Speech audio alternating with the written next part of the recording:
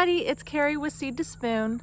The weather is starting to cool down a little bit, so that means that our summer is coming to an end, which means a lot of our summer crops are going to be going away, which includes our pepper plants. So we are going through and harvesting all of our peppers, which is amazing because we have a lot of them.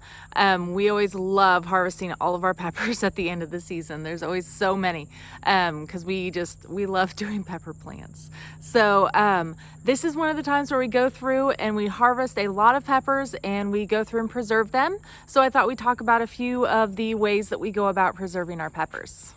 So one of our favorite ways and the easiest way to preserve our peppers is by simply freezing them. So what we do when we do this is I just chop the tops off and then place them into a food processor and chop them up into a bunch of tiny pieces, and then I lay them flat and then I put them in the freezer for about a day. Then I pull them out and I put them in a freezer safe Ziploc baggie, and they are good for a very long time. So that way we have them all winter long.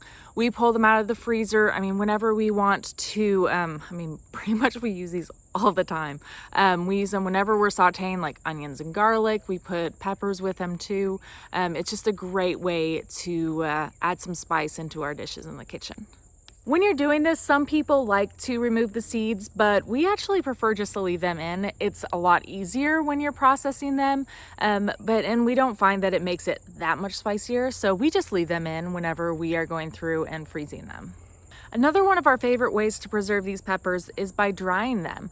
So you can put them in a dehydrator and dry them, and then after that we take them out of there and we put them again into a food processor, and then you take them out and they're pretty much just like red pepper flakes, and you can use them on so many things.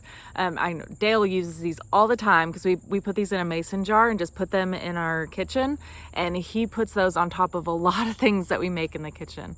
Another way that we preserve them that we actually just started this year, we tried for the first time because we just got a smoker. So we have loved it and it has gone really well. So what we did is we put these jalapenos into the smoker and we smoked them for pretty much the entire day because we had nice green ones.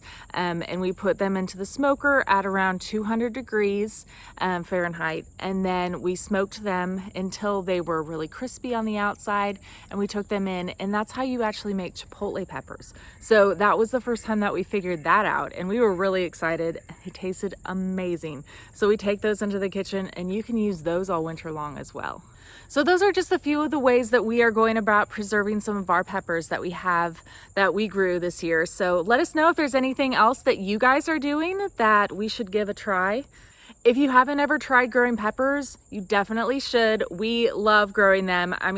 There's banana peppers, sweet peppers, bell peppers, even, hot peppers. So there's something for everybody in your family.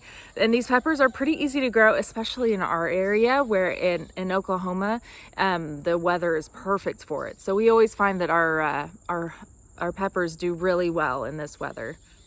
So peppers, both fresh and preserved, like we're talking, are super loaded with health benefits. So you definitely need to be growing them if you aren't already. Check out our app. There's actually listed, we have 26 different health benefits, and you can check and see all the different ones that peppers hit, which is quite a few of them. Thanks so much for watching, and make sure to download our free app if you haven't already. It's available to download on the iOS and Android store. So check it out. It'll help you with growing over 100 different fruits, vegetables, herbs. It'll walk you through how to get started all the way from seed to spoon.